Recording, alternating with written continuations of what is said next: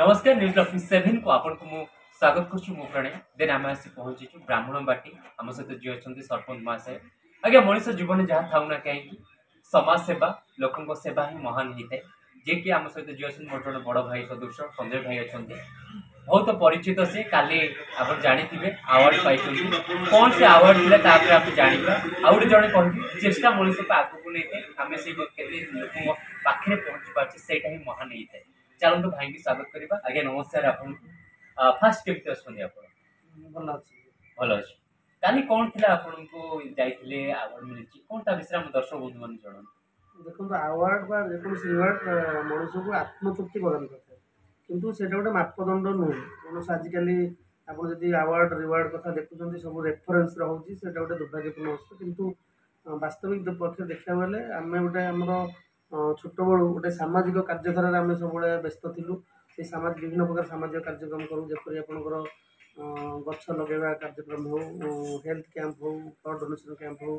ଆପଣ ଆସି ଦେଖିଥିବେ ରଜ ଉତ୍ସବ ମଧ୍ୟ ହେଉଛି ନିଆରା। ଏମିତି ଆମର ମାନେ ସରପଞ୍ଚ ହବା ଗୋଟେ ଅଲଗା କଥା, ରାଜନୈତିକ ପୃଷ୍ଠଭୂମିକୁ ଯୋଗଦେବା, କିନ୍ତୁ ସରପଞ୍ଚ ବାହାରେ ମଧ୍ୟ ଆମର ଯେଉଁ ସାମାଜିକ ମନସ୍କ ମନଟି ସବୁବେଳେ ଚିନ୍ତା କରେ ସେଇ ସମାଜରେ ପ୍ରକୃତିରେ ଲୀନ ହୋଇଯିବା ପାଇଁ, ସେଇ ପ୍ରକୃତିସ୍ଥ ହେବା ପାଇଁ ସବୁବେଳେ ମନ ଚେଷ୍ଟା କରେ ଏବଂ ତାକୁ ପାଥେୟ କରି ଆମେ ବହୁତ ପ୍ରକାର ସାମାଜିକ କାର୍ଯ୍ୟକ୍ରମ କରି ଆସିଛୁ ବିଗତ ଏକ ଦଶନ୍ଧି ଧରି ଏବଂ ବର୍ତ୍ତମାନ ମଧ୍ୟ ସେଟା ଜାରି ରହୁଛୁ। ଆମ ସରପଞ୍ଚର ବିଭିନ୍ନ ପ୍ରକାର ବ୍ୟତିବ୍ୟସ୍ତ ବିଭିନ୍ନ ପ୍ରକାର କାର୍ଯ୍ୟ ବ୍ୟସ୍ତତା ମଧ୍ୟରେ ମଧ୍ୟ ଆମେ ସେଇ କାର୍ଯ୍ୟକ୍ରମ ଅଦ୍ୟାବଧି ଜାରି ରହିଛି ଏବଂ ରାଜନୀତି ଯେକୌଣସି ଜାଗାକୁ ଯାଉନା କାହିଁକି ମୋ ସରପଞ୍ଚ ଥାଏ ବା ନଥାଏ କି ରାଜନୈତିକ ପୃଷ୍ଠଭୂମିରେ ଆଗକୁ ଯାଇପାରେ କି ପଛକୁ ଯାଇପାରେ, ସେଇଟା ଭଗବାନଙ୍କ ହାତରେ ନିର୍ଭର କରେ। କିନ୍ତୁ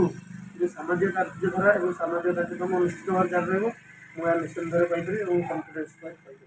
କାଲି କେମତି से समयटा थिला जो आपण हाते ଦେଖନ୍ତୁ କାଲି ଗୋଟେ ନିଆରା କାର୍ଯ୍ୟକ୍ରମ ଏଇଥିପାଇଁ କହିବି ଯେ ସେ ଯେଉଁ ଅଛନ୍ତି ଯେ ଅନୁଷ୍ଠାନ କହିପାରିଲେ ସାହିତ୍ୟ ସଂସଦର ଯେ ପ୍ରାଣ ପ୍ରତିଷ୍ଠାତା ସଂଗ୍ରାମ କେଶରୀ ସାମନ୍ତରାୟ ମହୋଦୟ, ସେ ଗୋଟେ ବଢ଼ିଆ କାର୍ଯ୍ୟକ୍ରମ କରୁଛନ୍ତି, ମାନେ ୟୁନିକ୍ କାର୍ଯ୍ୟକ୍ରମ। ଆପଣ କଟକ ସହରରେ ସେ କାର୍ଯ୍ୟକ୍ରମଟି ହେଉଛି, ସେ ମୁଁ ଦେଖିଛି ଆଉ ବିଗତ ଦିନମାନଙ୍କରେ ବିଗତ ବର୍ଷମାନଙ୍କରେ। ମୁଁ ମଧ୍ୟ ଆଉ ପୂର୍ବଥର ଆଉ ଗୋଟେ ଥର ସମ୍ପର୍କିତ ହେଇଥିଲି, ସେ ଅଲଗା ଗୋଟେ ଥିଲା। ସେ ଜ୍ଞାନ ବିଜ୍ଞାନ ମାନେ ସାହିତ୍ୟ ସାରସ୍ୱତ ସମାରୋହ ହେଇଥିଲା ଏବଂ ମାନେ ଯେଉଁ ପ୍ରକୃତି ଯେଉଁ ଆପଣ ଏନଭାୟରମେଣ୍ଟାଲ ଚେଞ୍ଜେସ୍ ଆସୁଛି, ଆମ ନିହାତି ଭାବରେ ଆମ ପ୍ରକୃତିକୁ ସଜାଡ଼ିବା ନିହାତି ଦରକାର। ଆପଣ ଦେଖିବେ ଯଦି ମହାବାତ୍ୟା ପରେ ମାନେ ମୋର ଗୋଟେ ସେତେବେଳେ ମାନେ ମୋର ଗୋଟେ ପଙ୍କ୍ତି ଥିଲା, ଗୋଟେ ଧରିତ୍ରୀ ଯେତେବେଳେ ବାହାରିଥିଲା, ଏଇ ମାତ୍ର ନିରମି ଯାଇଛି ବିଭୀଷିକାମୟ ବାତ୍ୟାୟନର ଭୀମ ଭୈରବୀ ନାଦ ତୋଫାନୀ ଘୂର୍ଣ୍ଣିର ତୀବ୍ର ତାଡ଼ନ ପ୍ରମଥ କଳର ଉନ୍ମୁକ୍ତ ରଣନାଦ ତୁହାଇ ତୁହାଇ ବାହୁନୁଛି ଓଡ଼ିଶାର ଉପଦ୍ରୁତ ମାନେ ଉପକୂଳ। ଏଇଭଳି ଗୋଟେ ପଙ୍କ୍ତି ଗୁଡ଼ାକ ଥିଲା, ମାନେ ସେ ସମୟରେ ମନେ ପଡ଼ୁଛି ଅନେଶତ ମହାବାତ୍ୟାରେ ଆମେ ଛୋଟ ହେଇଥାଉ, କଲେଜରେ ପଢ଼ିଥାଉ, ଯେତେବେଳେ ସବୁ ସମଗ୍ର ପରିବେଶ ଯେତେବେଳେ ଛାରଖାର ହେଇଥିଲା। ତାପରେ ଯେତେବେଳେ ଡେଷ୍ଟ୍ରକ୍ସନ୍ ପରେ ଏଭ୍ରି ଡେଷ୍ଟ୍ରକ୍ସନ୍ ପରେ ଗୋଟେ କନଷ୍ଟ୍ରକ୍ସନ୍ ଥାଏ, ମାନେ ଯେତେବେଳେ ଧ୍ୱଂସ ସ୍ତୂପର ମାନେ ପାହାଡ଼ ଭିତରୁ ଗୋଟେ ଜୀବନୀ ସନ୍ଧାନର ଆଶା ସବୁବେଳେ ଜାରି ରହେ। ତ ସେ ଯେଉଁ ଆଶାର ଆଲୋକ ଯେତେବେଳେ ଜାଗ୍ରତ ହୋଇଥିଲା, ଆମ ମାନେ ଘୋର ନିରାଶ ମଧ୍ୟରେ ଯେତେବେଳେ ସମଗ୍ର ଓଡ଼ିଶା ଭୂମି ଯେତେବେଳେ ମାନେ ମାନେ ବହୁତ ବ୍ୟତୀତ ଥିଲା, କ'ଣ ଆଶା ମାନେ ପୁରା ନିରାଶାର ଅନ୍ଧକାର ମଧ୍ୟରେ ଡୁବି ଯାଇଥିଲା, ସେତେବେଳେ ଆଶାର କିରଣ ସ୍ୱରୂପକୁ ଆମେ ସବୁ ବିଭିନ୍ନ ପ୍ରକାର ଗଛ ଲଗାଇବା ଆରମ୍ଭ କରିଥିଲୁ, କାର୍ଯ୍ୟକ୍ରମ ସେତେବେଳେ ଆରମ୍ଭ କରିଥିଲୁ। ସେଇ ସମୟରୁ ମଧ୍ୟ ଆମର ଗଛ ଲଗାଇବା କାର୍ଯ୍ୟକ୍ରମ ଥିଲା। କୌଣସି ନା କୌଣସି ପ୍ରକାର ବ୍ଲଡ୍ ଡୋନେସନ୍ କ୍ୟାମ୍ପ ଆମର ଏଠି କଣ୍ଡ୍ରୁ ଭାଇ ଜଣେ ଅଛନ୍ତି, ମାନେ ସେତେବେଳେ ସେ କରୁଥିଲେ, ତାଙ୍କ ସହିତ ଆମେ ଜଡ଼ିତ ଥିଲୁ। ଆମର ପ୍ରିୟନାଥ ଭାଇନା ଯିଏକି ନିଶା ନିବାରଣ କାର୍ଯ୍ୟକ୍ରମ ଏବଂ ଓଡ଼ିଶାର ବିଭିନ୍ନ କୋଣ ଅନୁକୋଣ ନିଶା ନିବାରଣ ସହ ବିଭିନ୍ନ ପ୍ରକାର ସାମାଜିକ କାର୍ଯ୍ୟକ୍ରମ ତାଙ୍କ ମାନେ ମାନେ ପ୍ରେରଣାରେ ଆମେ ଉତ୍ସାହିତ ହୋଇ ତାଙ୍କ ପ୍ରେରଣା ମାନେ ସେ ସବୁ ଜଣେ ପ୍ରେରଣାଦାୟୀ ବ୍ୟକ୍ତିତ୍ୱ, ତାଙ୍କ ପ୍ରେରଣାକୁ ତାଙ୍କର ଯେଉଁ ସବୁ ଅଛି ତାକୁ ପାଥେୟ କରି ଆମେ ଆଗେଇ ନେଇଥିଲୁ, ଛୋଟ ଛୋଟ କାର୍ଯ୍ୟକ୍ରମ ସବୁ କରିଥିଲୁ। ତାହା କ୍ରମଶଃ ବଡ଼ ହେଲା ଏବଂ ମୁଁ ଭାବୁଛି ସେଇ ସାମାଜିକ କାର୍ଯ୍ୟକ୍ରମକୁ ଲୋକମାନଙ୍କ ଯେଉଁ ଭଲ ପାଇବା, କେହି ଲୋକ ସମାଲୋଚନା କରୁଥିଲେ ଗଛ ଗୁଡ଼ା ଲଗେଇ ଦେଉଛନ୍ତି, 50ଟା ଗଛ ଲଗେଇ ଦେଉଛନ୍ତି, ସବୁ ଖାଇ ଦେଉଛନ୍ତି, ଏଇଟା ଖାଲି ଗଛ ଲଗେଇ ମାନେ ଆପଣଙ୍କର ଯେମିତି କ୍ୟାମେରା ସାମ୍ନାରେ ସୁଟ୍ କରି ଗୋଟେ ଛାଡ଼ୁଛନ୍ତି। କିନ୍ତୁ ମୋର ଆମର ଯେଉଁ କାର୍ଯ୍ୟକ୍ରମ ଥିଲା ଜନ୍ମଦିନ ପାଇଁ ଗଛଟିଏ କାର୍ଯ୍ୟକ୍ରମ, ଆମର ଜଣେ ଅଛନ୍ତି ବିପୁଲ ନାନା, ସିତୁ ଭାଇନା, ଏମିତି ସବୁ କେତେ ଲୋକ, ଆମର ବିଜୁ ମୁନା ବାପି ମଧ୍ୟ ଅଛି, ଏମିତି ସବୁ ଛୋଟ ଛୋଟ ପିଲାମାନେ ହାପି, ଏମିତି ସବୁ କାର୍ଯ୍ୟକ୍ରମ ଟିକେ ଟିକେ କୁନି କୁନି ପିଲାମାନେ ନେଇକି ବେଳେବେଳେ ସଫା କରୁଥିଲୁ, ଆମର ରାସ୍ତା ସଫା କରୁଥିଲୁ ଏବଂ ସେଇ କାର୍ଯ୍ୟକ୍ରମ ବିଭିନ୍ନ ପ୍ରକାର କାର୍ଯ୍ୟକ୍ରମ କରୁଥିଲୁ। ସେଇ କାର୍ଯ୍ୟକ୍ରମ ଭିତରେ ଗଛ ମାନେ ଆପଣ ଏନଭାୟରମେଣ୍ଟାଲ ପ୍ରୋଟେକ୍ସନ୍ ମୁଁ ଯଦି କହିବି ଗଛ ଆମେ ଲଗେଇଛୁ, ଗଛ ମରିଯାଇଛି, କ୍ୟାମେରା ଧରିଛୁ, କିନ୍ତୁ ସେ ଜନ୍ମଦିନ ପାଇଁ କାର୍ଯ୍ୟକ୍ରମଟି ନିଶ୍ଚିତ ଗୋଟେ ସଫଳତାର ଶୀର୍ଷରେ ପହଞ୍ଚି ପାରୁଛି। ଆଜି ସେଇ କାର୍ଯ୍ୟକ୍ରମ ପାଥେୟ କରି ବୋଧେ ନବୀନ ପଟ୍ଟନାୟକ ଯେତେବେଳେ ପୂର୍ବସୂରୀ ତାଙ୍କର ଥିଲେ ନବୀନ ପଟ୍ଟନାୟକ, ସେ ମଧ୍ୟ ଗୋଟେ ଜନ୍ମଦିନ ପାଇଁ କାର୍ଯ୍ୟକ୍ରମ, ମୋଦି ମଧ୍ୟ ସେ ଆହ୍ୱାନ ଦେଇଥିଲେ ଯେ ପ୍ରତ୍ୟେକ ଲୋକଙ୍କର, ପ୍ରତ୍ୟେକ ଭାରତୀୟଙ୍କର ଜନ୍ମଦିନରେ ଯଦି ଗଛଟେ ଲାଗିବ, ଏକାରେ ପ୍ରାୟ 150 କୋଟି ଗଛ ହୁଏ ତ ଗୋଟେ ବର୍ଷରେ ଆମେ ଅଟୋମେଟିକ୍ ଆମେ ବିଭିନ୍ନ ପ୍ରକାର ପାଶ୍ଚାତ୍ୟ ସଭ୍ୟତାର ପ୍ରଭାବରେ ଆମେ ଯଦି ଦେଖୁଛେ କ'ଣ ହେଉଛି, କେକ୍ କାଟୁଛେ, ପାର୍ଟି ପାଇପର୍ସ, ହୋମ୍ସ, ଏଇସବୁ ବିଭିନ୍ନ ପ୍ରକାର ଯେଉଁ ଆଖିକୁ ଯେଉଁ କୃତ୍ରିମ ଜିନିଷ ଯେଉଁଟାକି ଆମର ଦେହ ପାଇଁ, ଏନଭାୟରମେଣ୍ଟ ପାଇଁ, ଶରୀର ମାନସିକ ସବୁ ପାଇଁ ଆମର ଯେଉଁଟା ଖରାପ, ସେଇ ଜିନିଷକୁ ନ କରି ଆମର ଯେଉଁ ନିଜସ୍ୱ ଚିନ୍ତାଧାରା ଅଛି, ଯେଉଁ ଭାରତୀୟ ସଂସ୍କୃତି, ଭାରତୀୟ ଯେଉଁ ମହନୀୟ ଭାରତୀୟ ସଂସ୍କୃତିର ଧାରା ହେଉଛି, ଗଛ ଲଗାଇବୁ, ଆମେ ବୃକ୍ଷକୁ ପୂଜା କରୁ, ମାନେ ସାପକୁ ପୂଜା କରୁ, ପ୍ରାଣୀକୁ ପୂଜା କରୁ, ଗାଈକୁ ପୂଜା କରୁ, ଏଇ ଯେଉଁ ପରମ୍ପରା ଆମେ ଦେଖୁଥାଏ ବୈଜ୍ଞାନିକ କାରଣ ଲିପିବଦ୍ଧ ରହିଛି। ଯେଉଁ ଗଛ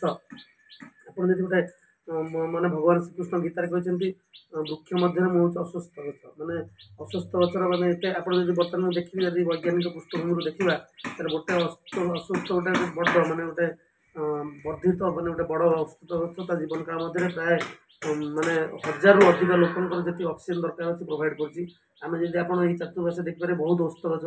ଓସ୍ତ ଗଛଟା ଗୋଟେ ଦେଖିବ ତାର ଜର୍ମିନେସନ୍ ପ୍ରୋସେସ୍ ଗୋଟେ ଅଲଗା ଟାଇପ୍ର ହୁଏ। ଗୋଟେ ଚଢ଼େଇ ତାକୁ ଖାଇକି ଯେତେବେଳେ ମଞ୍ଜିଟା ପଡ଼େ, ମଞ୍ଜିଟା ଗୋଟେ ବାହାର ଜାଗାରେ ପଡ଼େ, ଗଛ ମାନେ କୌଣସି ମାଟିରେ ନୁହେଁ, ସେ ଗୋଟେ ମାନେ ଇଟା କନ୍ଦିକି ତାରି ଭିତରୁ ସେ ଗଛଟି ଉଦ୍ଭବ ହୁଏ ଏବଂ ତାକୁ ନେଇକି ଆମେ ପ୍ଲାଣ୍ଟେସନ୍ କରିଥିଲୁ, ଛୋଟ ଛୋଟ ଗଛକୁ ନେଇକି କରିଥିଲୁ। ସେ ଗଛ ଆଜି ସବୁ ବଡ଼ ହୋଇକି ବିଶାଳ ଧୂମରେ ପରିଣତ ହେଲାଣି, ଖୁସି ଲାଗୁଛି। ଏବଂ ଆମେ ଲଗେଇଥିବା ଅନେକ ଗଛ ଆଜି ଫଳ ଧାରଣ କରିଛି, ଆମ୍ବ ଗଛରେ ଫଳୁଛି, ମହୁ ଗଛରେ ଫଳୁଛି, ଆଉ ସେଇଟା ଗୋଟେ ଆମ ବଡ଼ ମାନେ ଥିଲା। ଆଶୁ ଭାଇ କ'ଣ ଥିଲା ସେଇଟା କୁହନ୍ତୁ। କାଲିର କାର୍ଯ୍ୟକ୍ରମ ଥିଲା ଗୋଟେ ଆପଣ ଯେଉଁ କହୁଥିଲି ଯେ ସେ ସଂଗ୍ରାମ ଥାଏ କୈବଲ୍ୟ ସାହିତ୍ୟ ସଂସଦ ଅନୁକୂଲ୍ୟରେ ସେ ପ୍ରାୟ 12,000 ଲୋକଙ୍କୁ ଗୋଟେ ବର୍ଷରେ ମାନେ ଏକାଥରକେ ସିଙ୍ଗଲ ଟାଇମ୍ରେ ଗୋଟେ କରିକି ମାନେ ପ୍ରତିଭାମାନଙ୍କୁ ସମ୍ବର୍ଦ୍ଧିତ କରି ଗୋଟେ ବିଶ୍ୱ ରେକର୍ଡ଼ କରୁଛନ୍ତି। ଏବଂ ଆମର ଭାଗ୍ୟ ଯେ ଆମେ ସେଇଭଳି ଏକ অনুষ্ঠাନରୁ ଗୋଟେ ପୁରସ୍କାର ପାଇଛୁ ପରିବେଶ ପାଇଁ, ବିଶେଷ କରି ପରିବେଶ ପାଇଁ, ପରିବେଶର ସୁରକ୍ଷା ପାଇଁ, ପରିବେଶ ସୁରକ୍ଷା ପାଇଁ ନିହାତି ଦରକାର। ଗ୍ଲୋବାଲ୍ ୱାର୍ମିଂ ଯେଉଁ ପରିସ୍ଥିତି ବର୍ତ୍ତମାନ ଉପୁଜିଛି, ବର୍ତ୍ତମାନ ଦେଖନ୍ତୁ ଶ୍ରାବଣ ଚାଲିଲାଣି କିନ୍ତୁ ନଦୀ ମାନେ ଆପଣଙ୍କର ପାଣି ନାହିଁ, ଆମର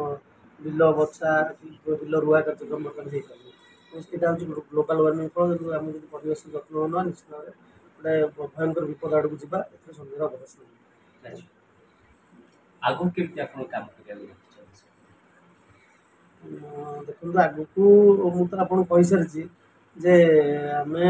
ମାନେ ରାଜନୀତି ପୃଷ୍ଠଭୂମିରେ ଯେହେତୁ ବର୍ତ୍ତମାନ ଅଛୁ, ରାଜନୀତି ଅଲଗା କଥା, କିନ୍ତୁ ସାମାଜିକ କାର୍ଯ୍ୟଧାରା ନିଶ୍ଚିତ ଭାବରେ ଜାରି ରହିବ। ଏବଂ ସ୍ୱପ୍ନ ଏଇଆ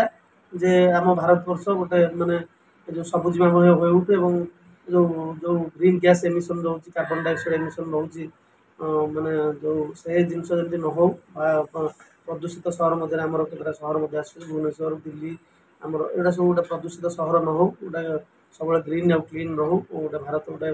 ବିକଶିତ ରାଷ୍ଟ୍ର 2047 ଯେଉଁ ସ୍ୱପ୍ନ ଦେଖାଯାଇଛି, ନିଶ୍ଚିତ ଭାବରେ ଭାରତ ବିକଶିତ ରାଷ୍ଟ୍ର ହେବ। ହାତରେ ଆମର ଯାହା ଗ୍ରୋଥ୍ ଅଛି, ଯେଉଁ ଜିଡିପି ଅଛି ଏବଂ ଗ୍ରୋଥ୍ ରେଟ୍ ଯାହା ଅଛି, ନିଶ୍ଚିତ ଭାବରେ ଭାରତ ବିକଶିତ ରାଷ୍ଟ୍ରକୁ ଯାଉଛି, ତୃତୀୟ ବୃହତ୍ତମ ଅର୍ଥନୀତି ଭାବରେ ପରିଣତ ହେବ। ଏବଂ ଆପଣ ଯେତେବେଳେ କାଲି ପାଇଲେ ଆପଣଙ୍କୁ ନିହାତି ସୋସିଆଲ ମିଡ଼ିଆରେ ଆପଣଙ୍କ ସାଙ୍ଗସାଥି ମାନେ ୟୁଜ୍ କରିଥିବେ, କେମିତି କ'ଣ ଥିଲା ସେତେବେଳେ? ନାଇଁ ନିହାତି ଗୋଟେ ସବୁବେଳେ ମୁଁ ଆପଣଙ୍କୁ କହିଲି ଯେ